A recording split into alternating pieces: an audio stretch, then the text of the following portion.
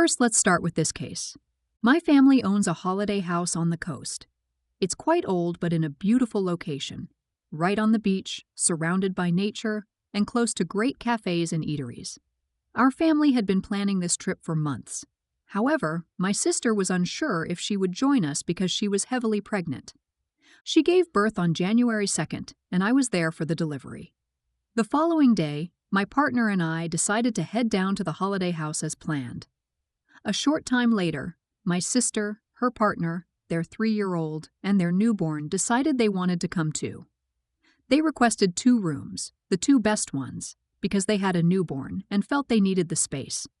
However, my partner and I had already set up in one of the rooms they wanted, and we had specifically come down earlier to secure a good room. The reason we were so keen on getting one of the better rooms is that I suffer from severe skin allergies. The downstairs area of the house tends to be very dusty. Even after a thorough cleaning and using my own bedding from home, I still experience bad eczema flare-ups when I sleep down there. The last time I stayed in a downstairs room, I ended up with a flare-up that lasted more than 2 months. Given my past experiences and the potential health issues, I refused to give up the room.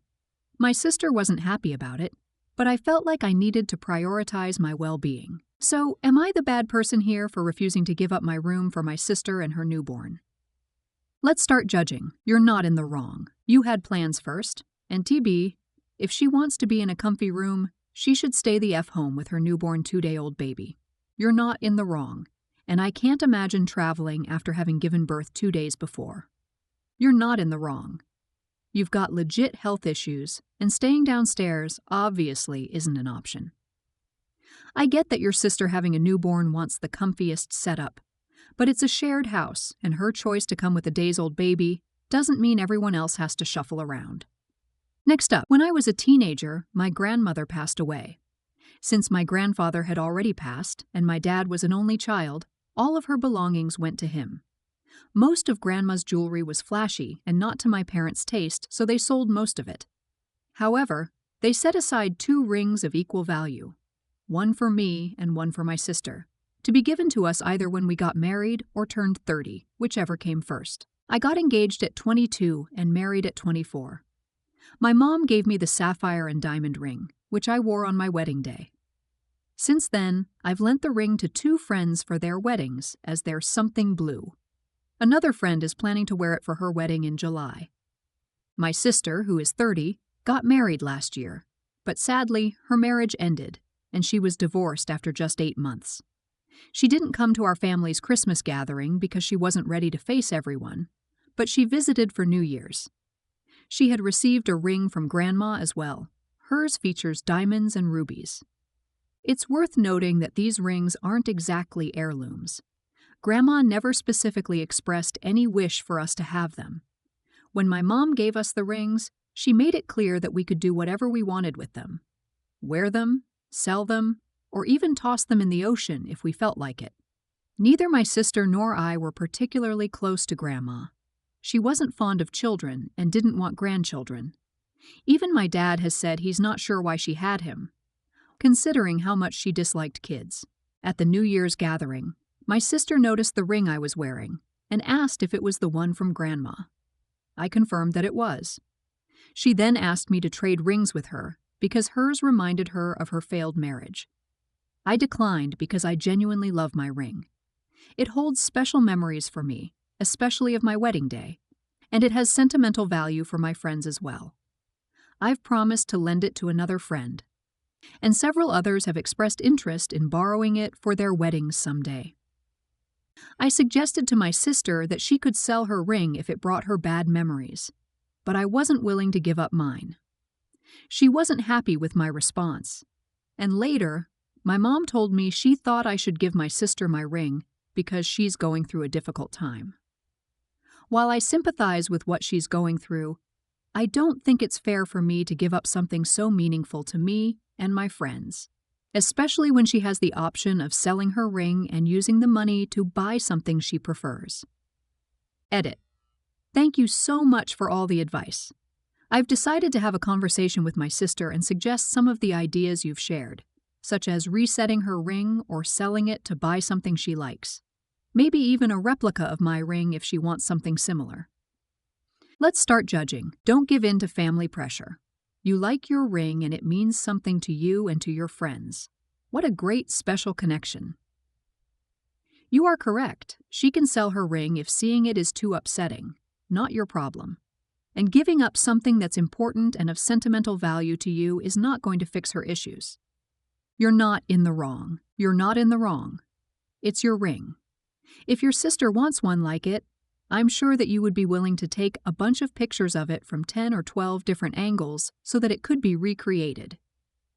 The ring that you have has become part of your life.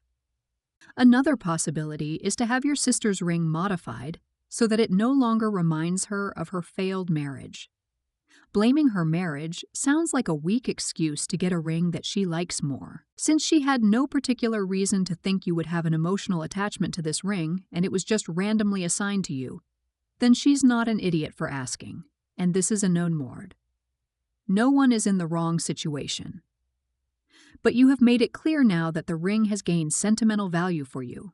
So if she or your mom keeps pushing, then that would make her an idiot. Next up, last weekend, I, 24F, went on a cabin trip with my boyfriend, 27M, his friend, 26M, and his friend's fiancé, 25F. This was my first time meeting the fiancé, and I knew she had planned the trip, so when we arrived, I thanked her for organizing everything. The cabin was beautiful, in a great location, and had fantastic amenities. I was really impressed and even asked her for tips, as I'm currently planning a trip with my boyfriend in about 5 weeks.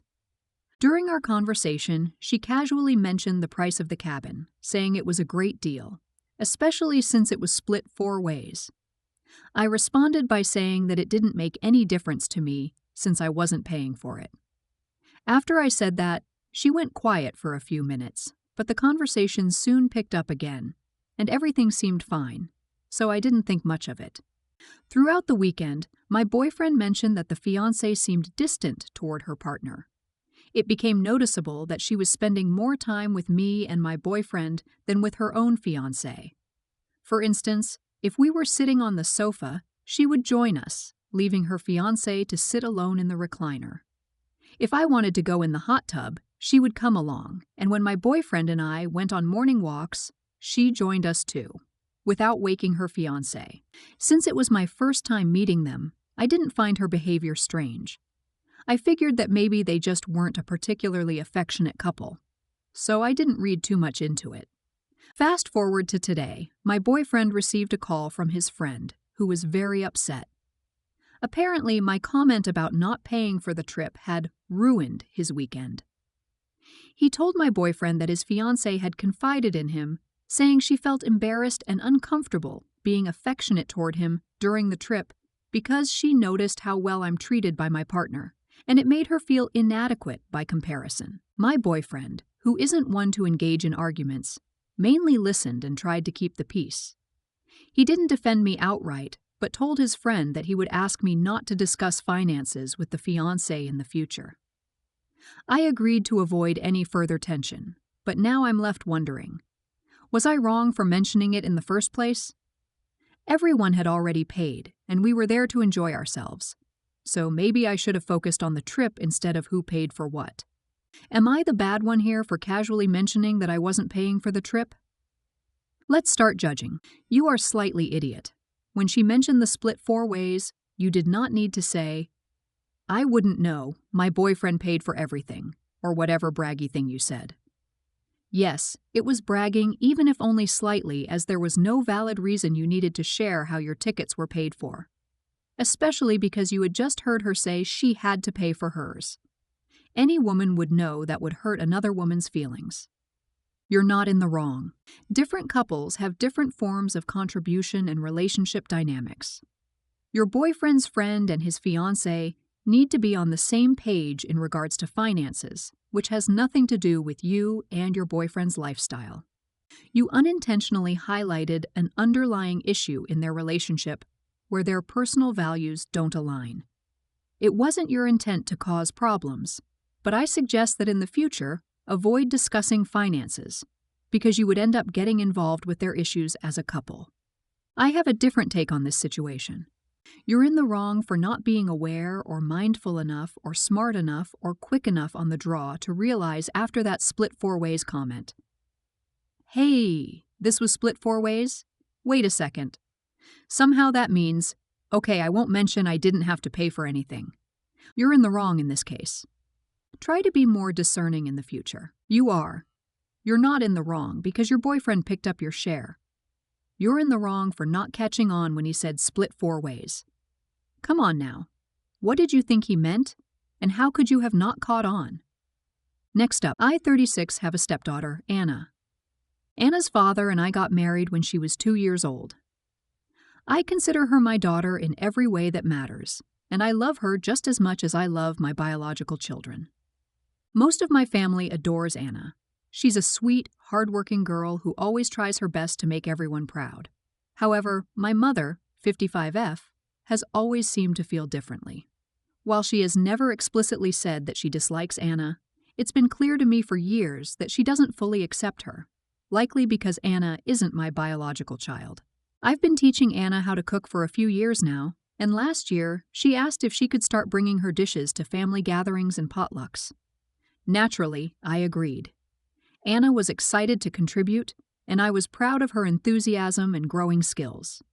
That's when the issues with my mother started. At first, she would offer minor critiques, like suggesting different spices or slightly adjusting cooking times. Over the past few months, though, her comments have become harsher and more frequent. She never critiques anyone else's food, only Anna's. At Thanksgiving, things escalated. Anna made a casserole, and my mother bluntly told her it was disgusting and inedible. I stepped in, asking my mother to stop criticizing Anna because she was doing her best. She dismissed me, which left me feeling frustrated, but I let it go for the time being. This week, our family gathered to celebrate my mother's birthday. I had some curry my mother had made and frozen about 6 months ago, so I decided to reheat it and bring it to the party. When we arrived, I told everyone that Anna had worked very hard to prepare the curry, making it just like her grandmother always did. As soon as she tasted it, my mother began criticizing the dish. She claimed Anna had added too much spice and overcooked the chicken. Then she crossed a major line by telling Anna she should stop bringing food to potlucks altogether. That comment was the last straw for me. I calmly informed my mother that the curry was actually her own dish, which I had merely reheated. Anna had nothing to do with it. My mother was visibly flustered and tried to backpedal, claiming she was just offering constructive criticism to help Anna improve her cooking. But it was obvious to everyone that she didn't mean it. I confronted her directly, asking why she treated Anna so unfairly. That's when she admitted that she didn't consider Anna her real grandchild. At that point, I was done. I found my husband, Anna, and my other children and told them we needed to leave. I explained what my mother had said, and we all left the party together. I also made it clear that we wouldn't be attending any family gatherings for the foreseeable future. Since then, my mother has gone scorched earth on Facebook, claiming that I ruined her party and destroyed our relationship for someone who isn't even my real child. Most of my extended family has taken her side, which has made this even harder. My husband fully supports me but feels we shouldn't have left the party since I had already made my point. Let's start judging. You're not in the wrong here. You're not just sticking up for Anna, but you're protecting her from what amounts to verbal abuse. Plus, you're drawing a line with your mom that some behavior isn't acceptable. That's always a good line to take, especially with parents and in-laws that don't grok the idea that they can't do whatever they want and treat people like crap with impunity. You're not in the wrong. You chose to be Anna's mother, and you are. Your mother is a huge idiot attacking her for no reason other than she doesn't see her as a real grandchild. Go very limited contact to no contact with her and anyone else that has an issue. Anna did nothing to deserve all that. Hopefully she keeps cooking and baking and doesn't let those comments affect her. That's a horrible thing to say and totally expose the bullying. Why would you stick around after an insult like that? I would leave too when you are made to feel so unwelcome. Family isn't just blood. My mother is adopted, and she kind of struggles with that to this day. Her adoptive and bio mothers are both passed. On my dad's side, his wife doesn't really accept me or my brother, so we have no relationship with his wife at all. It's hard with blended families. Sorry, no magic answers, but you're not in the wrong. Next up, I, 32M, recently completed my medical residency and started my first job as an attending physician. Coming from humble beginnings, I'm proud to be the first doctor in my family. Since finishing residency, I've been on a journey to improve my understanding of personal finance. Along the way, I started sharing what I'd learned with my mother, 60F. During our conversations, I discovered that she's struggling with a significant amount of consumer debt, including a car loan with a $1,000 monthly payment for a luxury SUV she hardly uses since she works from home. She's had the car for over 3 years, and it has fewer than 20,000 miles on it.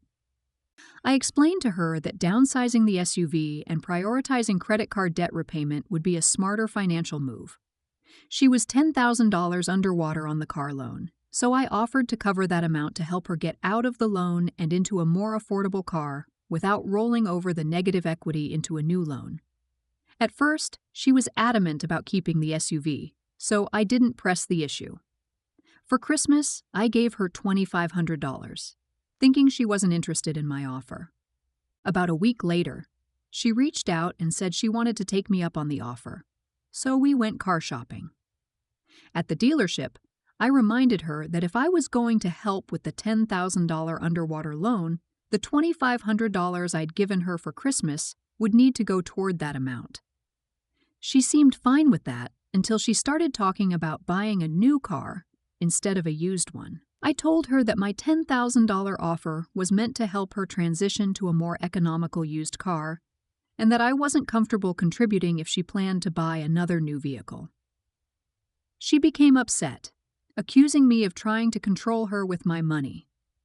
I tried to explain that I was only trying to help her avoid making another poor financial decision. Eventually, she agreed to purchase a used car, but when I reminded her about the $2,500, she became extremely upset and said that if I took the money back, it would mean I had only given her a used car for Christmas. This led to a heated argument, and I told her to keep the $2,500, assuring her she didn't have to worry about me getting involved in her finances anymore. A day later, I noticed a charge reversal on my card.